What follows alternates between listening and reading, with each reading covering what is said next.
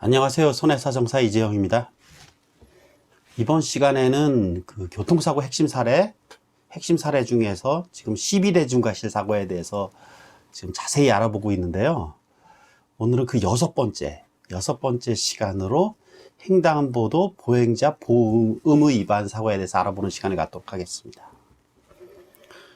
우리 교통사고 처리 특례법이라는 것은 우리 자동차 운행의 필요성, 자동차 운행은 현대사에 있어서 가장 중요하고, 이 자동차라는 것은 필수품이지만은 이 반면에 이 사고를 낼 수 있는 위험성을 갖고 있습니다. 항상 이 두 가지를 어떻게 조화시킬 것인가, 즉 운전자의 편의성과 만약에 사고 났을 경우에 사고를 방지해야 하는 이러한 목적, 이 두 개를 어떻게 조화시킬 것인가, 이것이 숙제인데요.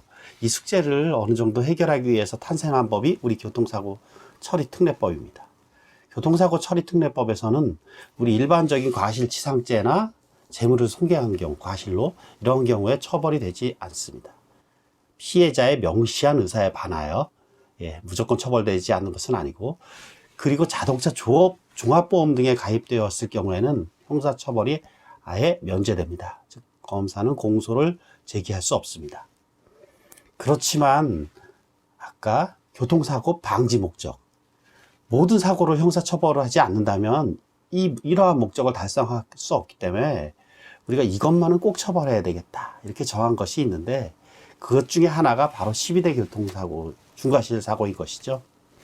오늘은 그 여섯 번째 시간으로 우리 횡단보도 보행자 보호 의무 위반 사고에 대해서 알아보겠는데요.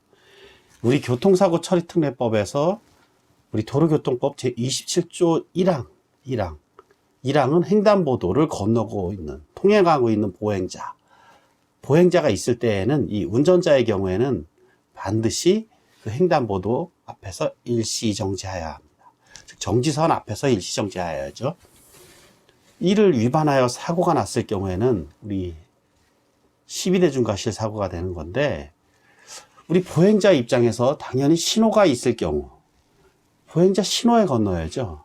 그리고 신호기가 없는 곳, 이런 경우에 우리 법문에 명확한 규정은 없을지라도 주변의 교통, 좌우로 차가 오는가 안 오는가 살펴서 조심히 건너야 되겠죠. 횡단보도가 없는 곳에서 가끔 무단횡단을 어쩔 수 없이 해야 할 경우도 있는데, 이러한 경우에는 가장 짧은 거리로 신속하게 횡단해야 합니다. 당연히 주변의 교통에 유의하는 것은 당연한 것이고요. 근데 우리 이 법문에 횡단보도에서의 보행자 보호 위반해 가지고 횡단보도를 통행하고 있을 경우에 보행자가 이때 무조건 일시정지해야 한다라고만 되어 있지, 여기에 신호기가 켜져 있는지, 보행자 신호인지 아닌지 여부가 표시되어 있지 않습니다. 즉 법문을 있는 그대로 해석하면 보행자 신호이든 보행자 신호가 아니든 상관없이 보행자가 건너고 있을 때에는 이 자동차는 무조건 일시정지해야 하는 것입니다. 그런데 이게 갑자기 차가 앞에, 보행자가 갑자기 적색 신호, 보행자 신호가 아닌 적색 신호에 갑자기 차가 지나가는데 뛰어들어서 사고가 났다면, 이런 경우에도 12대 중과실 사고로 처리해야 될까요? 우리 과실범죄라는 것은, 이 과실, 여기서 말하는 과실이라는 것은 그 사고에 대한 예측 가능성과 회피 가능성이 전혀 없어야 합니다. 이 보행자가 만약에 차와 차 사이에서 갑자기 뛰어나왔다든지, 그 신호도 아닌데, 그 다음에 너무 차 앞에 갑자기 뛰어들어서 회피할 가능성이 전혀 없었다면, 이때는 과실범죄가 이론상으로 성립되지 않는 것입니다. 참고로 이 보행자의 개념에는, 이 보행자는 이 자전거를 타고 건너는 경우가 문제가 되고 있는데요. 이 타고 건너면 자전거 보행자가 아닙니다.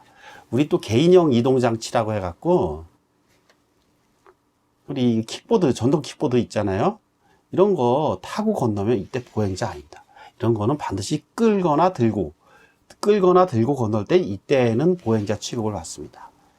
그리고 끝으로 이 보행자 횡단보도를 방해할 경우, 운전자가, 즉 정지선을 지나칠 경우죠.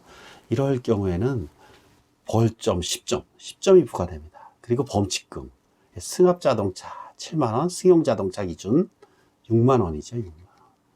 이렇게 범칙금이 부과됩니다. 그리고 반대로 보행자, 횡단보도 보행자 신호가 아닌데 통행하였을 경우, 이때는 범칙금, 이때 3만원이 부과된다는 사실 꼭 기억해 두시고, 다음 시간에도 좋은 강의로 계속 이어가도록 하겠습니다. 고맙습니다. 손해사정사 이재영이었습니다.